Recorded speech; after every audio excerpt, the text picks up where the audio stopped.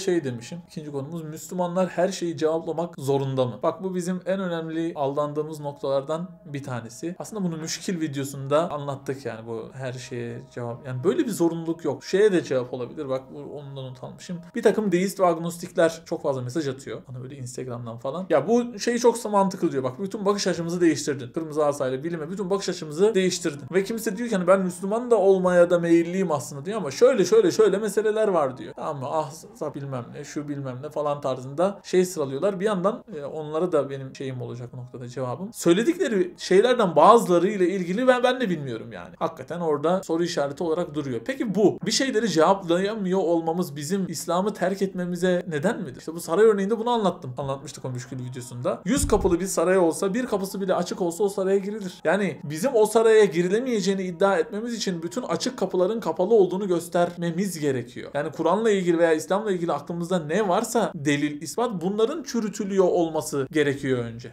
Böyle bakıyorum yani ben olaya. Çünkü birçok şeyi bilmiyoruz yani, bilmemek, yani burada bilmemekte bir şey yok yani. Eğer öyle olsa yani insanlar mesela bazısı şeydi yani, sekeratta falan sorulmaz mı bildiğin abi sekerat o cinsten olursa yani, öyle bir sekerat, benim öyle bir sekerat algım yok. Eğer öyle olursa kimse zaten o sekeratı geçemez yani. Allah yarattıysa Allah kim yarattı sorusu gelir mi mesela sekeratta? Yani sekerat böyle bir şey mi? Veya işte diyelim de 1000 tane soru var yani. Bunu böyle eğer öyle olursa zaten bu Anadolu'daki teyzeler kimse geçemez yani.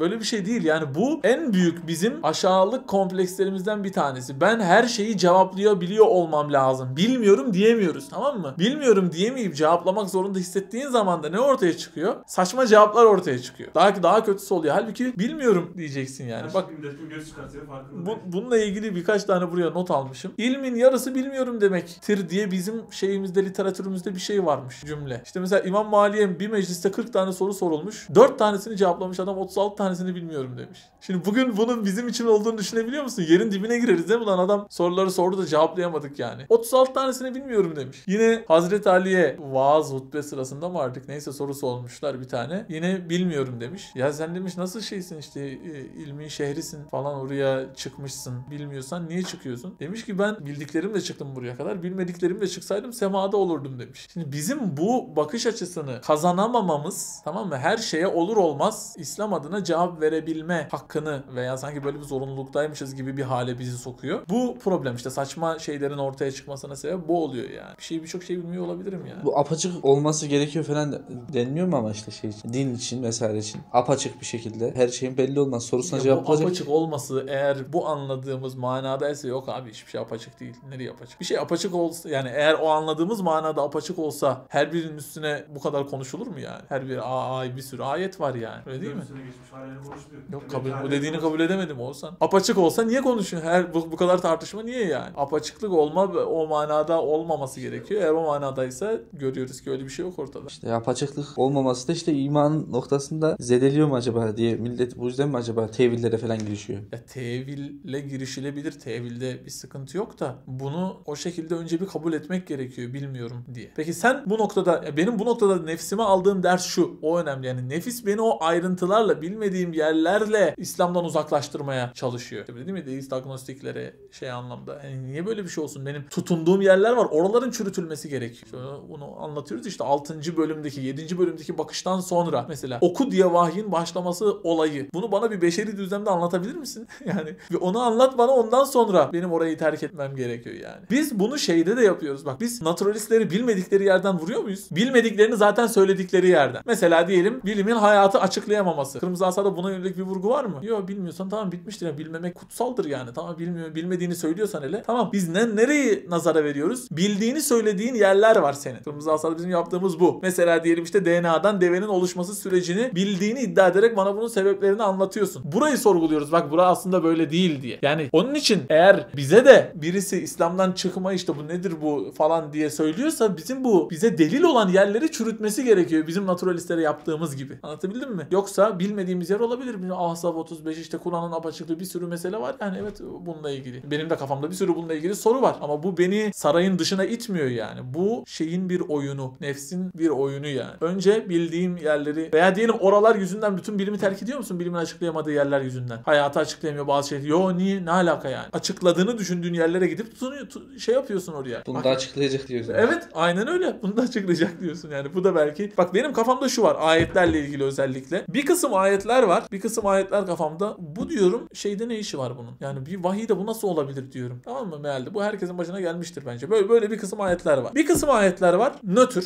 Yani ne bunun ne işi var vahiyde diyebileceğim türden ne de çok bende hayranlık uyandıran nötr. Bir kısım ayetler de var ki kafamda abi bu diyorum ancak yani bunu beşeri bir şeyde açıklayamazsın diyorum yani işte bu bazılarında bunu konuşuyoruz. Oku meselesi işte taktığı isimlerden ibarettir vesaire bir sürü şey ve bunlar genelde sayısı da Kur'an'ın her tarafına dağılmış oluyorlar. Daha böyle şablon ayet oluyorlar. Bir kısımda böyle ayet var. Bir de kategorize etmediğim, henüz üzerine düşünmediğim ayetler olabilir. Şimdi benim gördüğüm şu. Zaman içinde birinci gruptan ikinci gruba geçişler, ikinci gruptan da üçüncü gruba geçişler oluyor. Yani bu ne işi var lan? Vahiy olması gereken bir ayet nasıl böyle olabilir dediğim ayet bir süre sonra ikinci veya üçüncü gruba geçebiliyor. Ama tersine bir geçiş daha hiç görmedim. Şimdi bu bana şunu söylüyor. Bu üçüncü gruptaki ayetler yani arkadaş bu artık yani bunu vahiy dışında açıklayamam dediğim ayetler çürütülmediği sürece Kur'an benim için hak kitaptır ve İslam benim için hak dindir. Yani o ayrıntılarla bilmediğim bir de görüyorum oradan oraya sürekli geçişler olduğunu. Mesela diyelim bunlardan bir tanesi örnek vereyim. Bunu ileride şeyde konuşacağız da. Diyelim rüzgarla yürüttüğümüz gemilerinizde sizin için deliller vardır. Bu mesela önceden 3.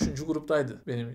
Birinci gruptaydı benim için. Yani arkadaş senin elektronikle giden bilmem ne gemilerinden falan haberin yok mu yani? Tarihsel bağlamda kalıyor ayetin evrenselliği ama bu bir süre sonra 1'e geçti. Bunu o teknoloji nedir bölümünde konuşuruz. Şimdi bu tarz geçişler var ama tersine geçişler hiç yoksa o zaman burada bir ders alman gerekmiyor mu? Demek ki bir süre sonra belki de bu benim anlayamadığım bir yerdir. Vahiy kısmını diye ders alman gerekiyor. Burada önemli olan arkadaş bu vahiy dışında açıklanamaz dediğim yerlerin benim nefsimde bana böyle gelen yerlerin tersinin bana izah edilmesi lazım. Yok arkadaş bu 6. 7. video konseptine rağmen o kainatın ayet oluş bilmem ne beşeri bir adamda oku emriyle vahye başlayabilir diye beni buna ikna etmesi lazım ki her bir kapıyı tek tek kapatması gerekiyor yani. Sarayın ki ancak o zaman o saraya girilemeyeceğine ben ikna olayım. Bu kendi bireysel dünyamız için de böyle işte. Yani biz Müslümanlar olarak her şeyi bilmek zorunda değiliz. Böyle bir zorunluluk yok yani. Niye böyle bir zorunluluk olsun? Bu herkesi inanılmaz öğrenme sürecine girersin. Hikmetini anlama sürecini yaşarsın. Bu açık yürekliliğe sahip olmak lazım da bu süreci yaşamak lazım ama her şeye cevap vereceksin diye bir zorunluluk yok. Bu bizi sonra yanlış cevap vermeye götürüyor. Tamam mı? İslam adına saçma sapan konuşmaya götürüyor. Daha büyük yıkımlara götürüyor yani. Bilmiyorum ya birçok şey bilmiyorum. Her şeyi nasıl bilebilirim ya? Nereden bilebilirim ya? Bu da ancak şeyle oluyor ya. Osman abi dedin ya mesela. 1. sınıftan 3. sınıfa geçiyor. 3.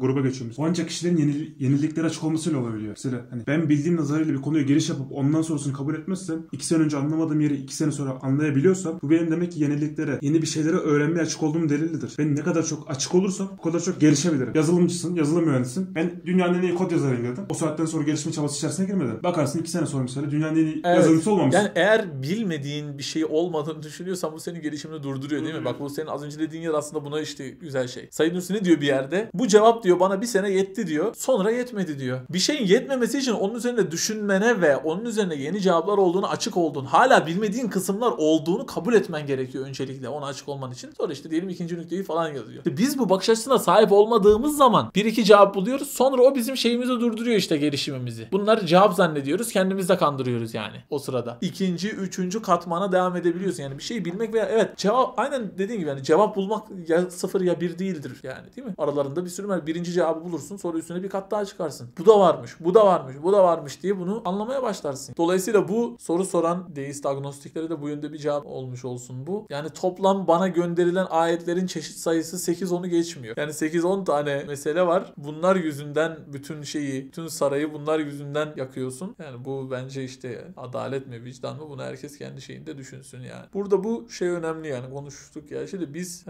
benim en nefret ettiğim şey Kırmızı Asa'da da birinci bölümde söylediğimiz şey bilimin açıklayamadığını kabul ettiği şeyler üzerinden bilime vurmaya çalışmak. Adam bilmiyorum diyor. Big Bang öncesini bilmiyorum diyor. Sen de gidip oraya şeyi koyuyorsun. Allah'ı koyuyorsun diye bunu konuştuk ya işte. Bunun yanlışını. Bu tarafta da yanlış ama işte. Yani boşlukların ateizmi de var. Boşlukların tanrısı değil sadece boşlukların ateizmi de var. Sen de bizim açıklayamadığımız yerlere küfrünü koyuyorsun. Niye açıkladığımız yerlere gel? Bak ben senin açıkladığın yerlere geliyorum bilimde. Açıkladığını söylediğin yerlere geliyorum diyorum ki bu açıklaman doğru değil. Burada yanılıyorsun diyorum. Sen de benim Kur'an'a tutunduğum asla vahiy dışında açıklanamaz. Benim dünyamda bunu kabul edemem dediğim yerlerde beni ikna et bunun beşeri olduğuna. Sen de boşlukların ateizmini bırak bir benim yani doluluğun ateizmine gel bakalım yani. Bu önemli değil mi? Yani bakış açısı açısından. Bence aynısı biz nasıl Müslümanlar olarak bu sorgulamayı yaptıysak dedik arkadaş bu bilimin açıklayamadığı yerlere ilah koymaktan bir vazgeçin. Adam açıklayamadığını söylüyor işte yani zaten. Açıkladığı yerlere bir bakalım eğer hakikaten açıklıyor mu diye. Aynı şeyi bütün bütün deist, agnostik vesairelerin de yapması gerekiyor. Bir şey açıklanamayan yerlerde niye illa şey yapıyorum? Bir önce o mucizeler, değil mi? Ortada bir sürü bahsettiğimiz şey var yani. Bunları nasıl açıklayacağız bakalım? Bu konuşman gerekiyor.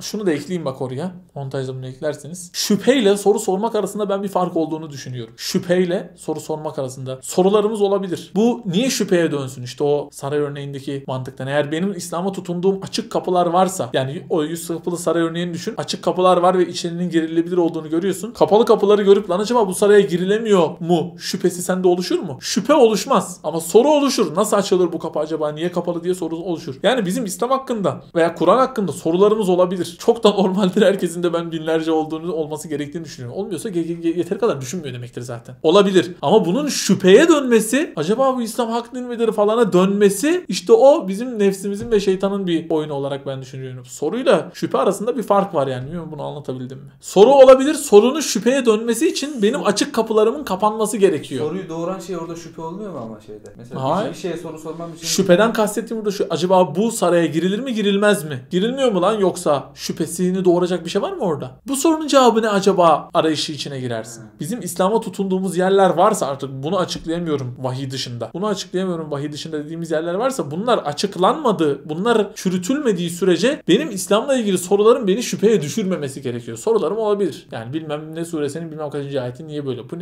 nedir yani? Bu nasıl evrensel olacak falan tarzında sorularımız olabilir. Ama bu şüpheyle soru arasında bir fark olduğunu düşünüyorum yani. Şüphe başkadır, soru başkadır. Şüphe yara açar, soru yara açmaz. Ben öyle düşünüyorum yani.